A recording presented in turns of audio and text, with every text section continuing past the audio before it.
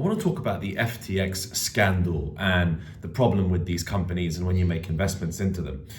The reason why you should be listening to someone like me is because I've been an investor for about 7-8 years. I'm actually quite a young investor as well. Given that I'm in my mid-30s and I made my first million at 27 and I started investing at about 28 years old, right? So we're talking about 7 years of investing, 7-8 years of investing.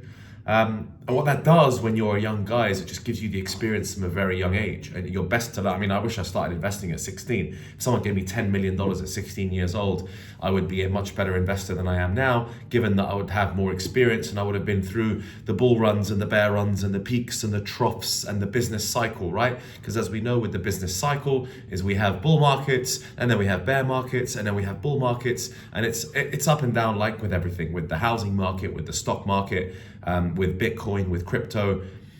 Things always come in waves in the investment world. And I want to talk specifically in this video about the FTX scandal and why it's difficult actually being an investor from the outside and not really knowing what's happening internally at the company. So Sam Bankman-Fried is in a serious load of trouble, as he deserves to be. The man should be put in prison for the rest of his life for defrauding investors. Now, people that are greedy and immoral to that degree really deserve to be in massive trouble. You need to make examples of this. You know, the SEC, the US government, the courts of justice need to make a huge example of this kind of character, because once you make that kind of example, then other people will think twice about screwing investors. Okay, so that's what we have to do. We really have to punish these characters to a really, I believe in punishing them to a massive extent, so that anyone else that thinks that they can mess around with investors' money can think, do you know what, do I really want to go to prison for the rest of my life?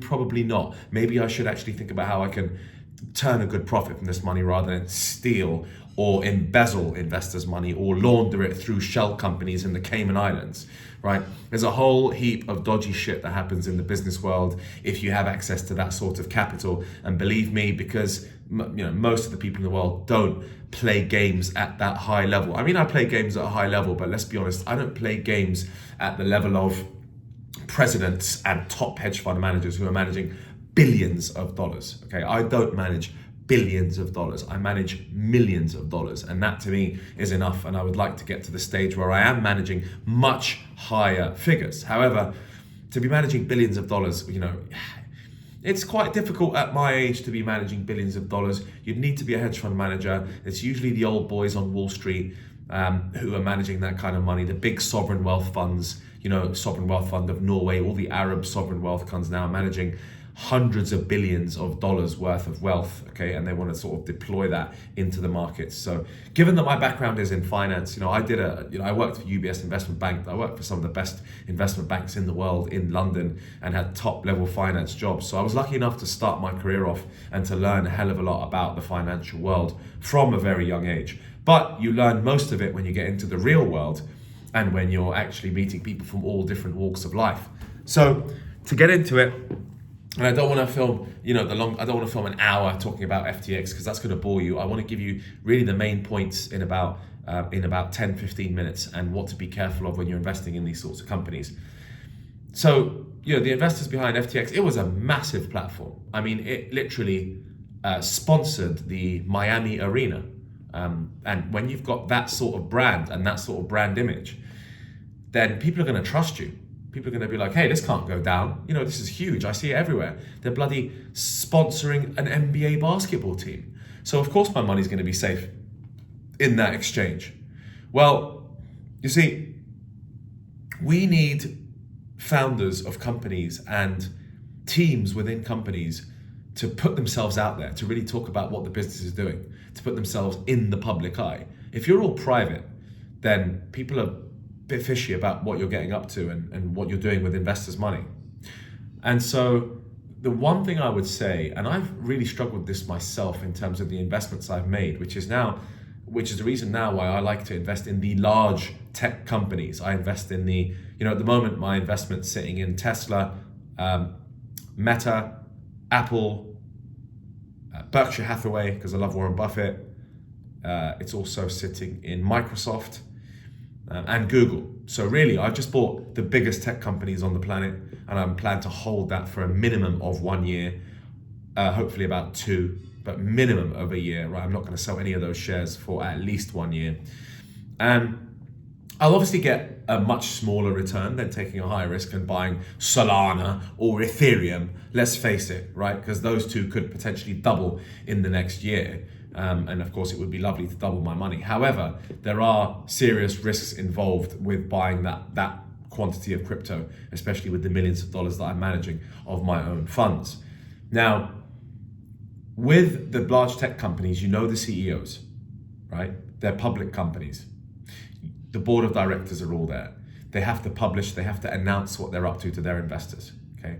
So we kind of have an idea about what's going on in that boardroom because they have to publish what's going on in that boardroom. They have to tell us what their plans are.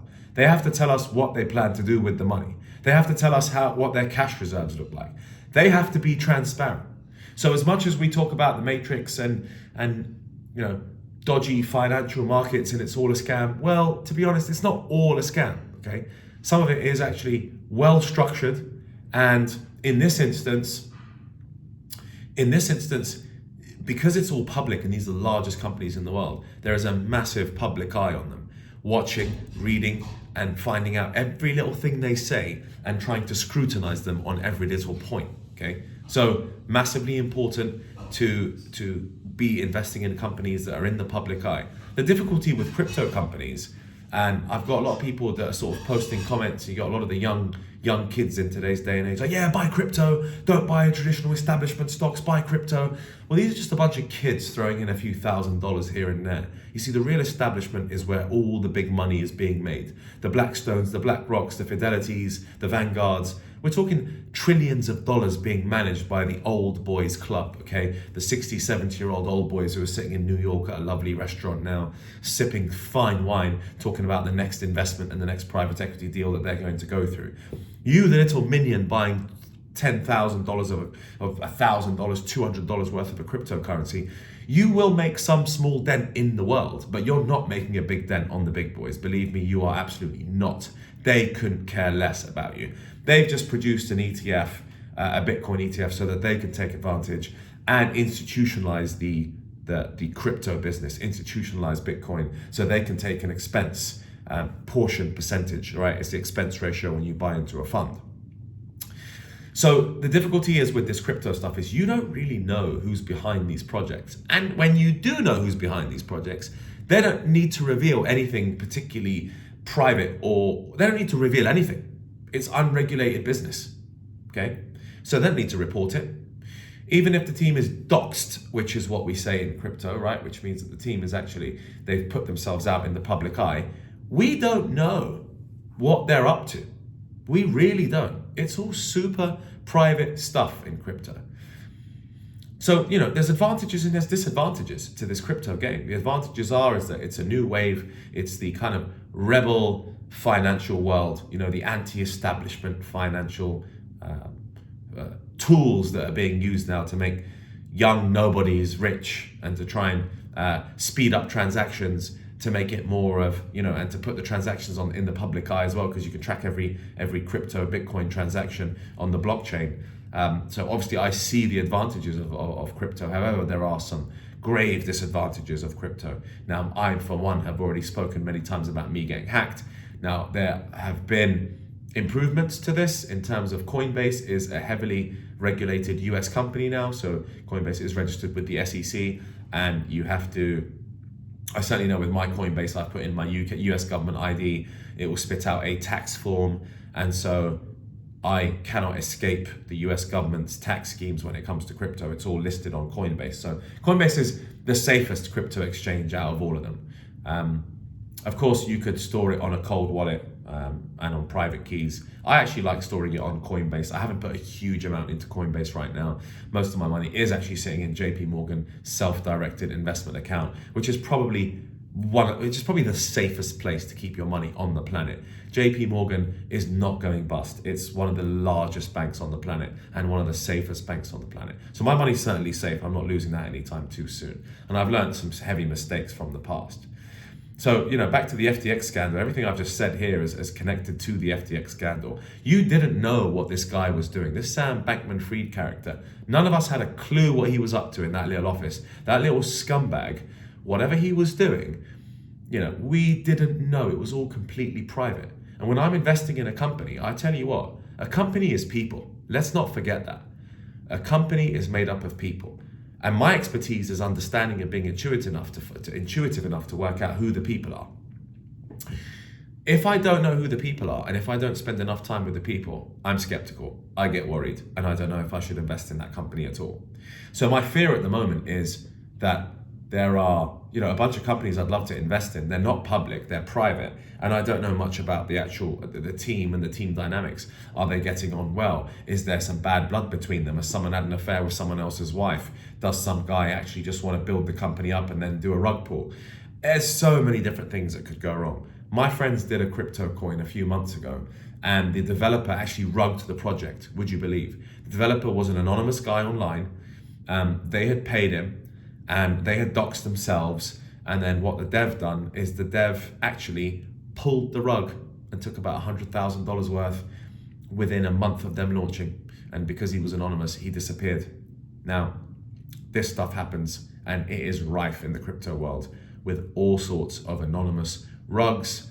I even saw a comment on my YouTube talking about teams that are doxed even doing a rug. And yes, that is possible because it's hard to catch them. It's hard to actually do anything to these people. Sam Bankman-Fried got caught and is deservedly going to be in serious trouble. However, moving forward, for anything that you want to invest in, I urge you need to look up the team. You need to make sure that the team has a specific profile, right? Read up about the members of the team. What do they do? What have they done in the past? Your past is a great indicator of your present.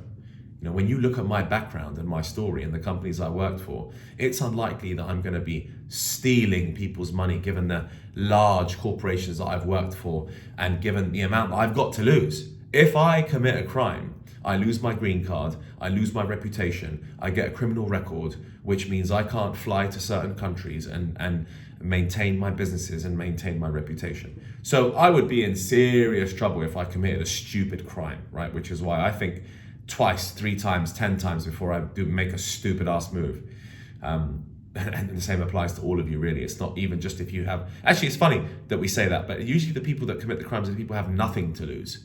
If you've come from like some bad background and you've got like no parents and you've got nothing to live for, then you're likely to go and steal someone's watch or steal stuff from the shops or commit a serious crime to try and get yourself out of that poverty-stricken situation because you've got nothing to lose. If you get caught and you get done, you're like, well, I wasn't even living for anything anyway. I had nothing going for me.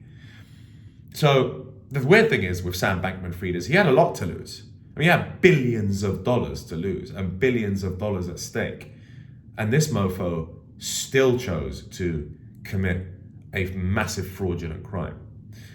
And so in regards to the scandal, the difficulty with investing in these sorts of companies is not knowing who's bloody running it and what they're like. Is the guy a psychopath? You need to learn about you need to learn about who's running the company. Who's the founder? Who's the COO? Who are the employees? What's it like on a daily basis? If I worked for a venture capital fund, which I won't do anytime too soon, but maybe when I get old and bored and I'm rich and I've got nothing else to do, I might as well join the board of directors on a venture capital fund. And what I would do if I was investing in companies, I would go and sit at that company every single day for weeks on end, for months, to figure out like, what are the dynamics in this company? Does it make sense? Who are the people that are really pushing things? Who are the people that are slowing it all down? Is the founder a complete psycho? Does everyone hate the CEO? Does everyone despise the CEO? Does everyone love the CEO? Does everyone love working for him? What's the working environment like? There are so many weird secrets about people that you end up finding out, like we've done with Sam Bankman-Fried. How do we not know with a lot of these crypto companies what these founders are actually like? They could be bloody freakazoid rapists for all we know. And that's the dangerous thing about these companies, is that you invest in them not really knowing who you're actually investing in. Now, I recently put about 7 ETH, which is about $18 $18,000 into a crypto token called DOP, which I did a YouTube video about just very recently, a few days ago. And the team at Doxton, I looked them up, and they do have online profiles. But I don't know enough about the actual individuals. I know the project. The project looks good. The Twitter handle looks pretty good. They've got a bunch of followers. They've had loads of incoming money for the private sale. I can see that because I can track on Block Explorer every single minute there's a new buy, and there's been some really hefty buys. One of the hefty buys was myself. And so that looks all well and good, but I don't know what's going on between the actual people in the business. And that's what the point of this video is all about, is that businesses are people. And I don't know whether these people have some strange ass issues internally. And so be careful who you invest in and what you're investing in. Know the people, know the business, and know the numbers, but more so, the point of this video is to actually know who the hell is running this business. What's he like? What's she like on a daily basis? Are they a psychopath? Are they horrible to work with? Because eventually it'll fall to pieces if that's the case, right? And then you lose all your money. So, FTX was a super interesting scandal. People lost a hell of a lot of money. It made certain people bankrupt, in fact. And once it's all done and dusted, no one talks about it anymore. What criminal investigation? Sure, he's going down, but who's getting their money back? Where are they going to redeem the funds from? Those funds have just got in a circular motion and been sent around to God knows who. When my Bitcoins were hacked, those tokens have probably been sent around on numerous occasions to all different types of wallets until they've ended up in the Cayman Islands somewhere with some 18-year-old kid sitting there sipping pina coladas who's suddenly got 200 Bitcoins in his account. So it's a dodgy ass world because it's very money hungry. Everyone's after making a quick buck. There isn't much morality, unfortunately, when it comes to making money. A lot of people are unethical. I am not one of those people. I would not steal my investors' money. I would just not. That's just bad karma. Why would I want to do that? If you perform well for your investors, they're likely to bring other people on board, and you'll make more money. So stealing and being dodgy and committing fraud is a very short-term game. It's very short-term thinking. Whereas for me, I'm the type of person that's thinking long-term. How am I going to profit and win over the next 10, 20, 30, 40, 50 years for as long as I'm going to stay alive? Okay, this is a long-term game. This is a marathon. It isn't a sprint. And you ought to really double down on your research whenever you're buying any of these tokens that are exploding.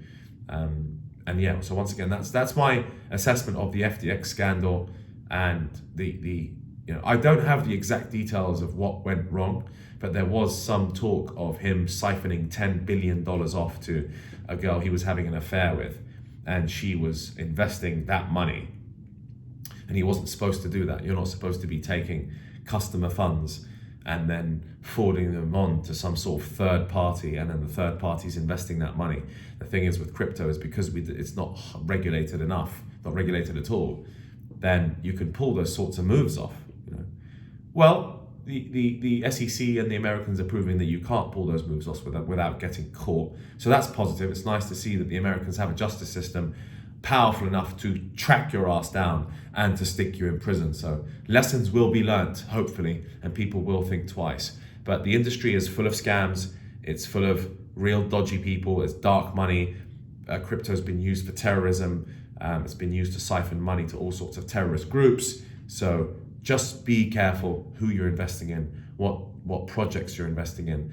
I know it's a chance for people to make money from thin air and to make huge sums of wealth in a non-traditional manner. That's why it's so attractive for many of us. And it's also attractive to me. And so I will be buying tokens, but I will not be buying a large percentage of my, I'll put 10, 15% of my portfolio into the top 10 tokens, Solana, Ethereum, Bitcoin, and then I'd put a very small percentage, maybe 1 or 2% of my wealth into more risky tokens, because if they decide to rug, or you get a Sam Bankman-Fried scandal situation, and you lose that money, then you're not starting from zero, okay? So be extremely careful how you invest your money. The FTX scandal was an example of the dodgy nature of what happens in a boardroom and what happens within a company. We don't really know what's going through these people's minds. We're not Sam Bankman-Fried's psychiatrist. Otherwise, we would know what's running through the man's head and if he was actually a psycho that was planning to steal and siphon your money. So do as much research as you can, don't risk too much of your money, and be careful out there because we really don't know who's actually running these companies. The advantage of the public companies is they have to produce reports all the time and they have to make public announcements. And I'm not saying they're perfect, they could of course also go wrong, but they are certainly more under the public eye and scrutiny of US and large government agencies around the world. So they would think twice before stealing your money. I hope this was a useful video. I'll see you in the next one.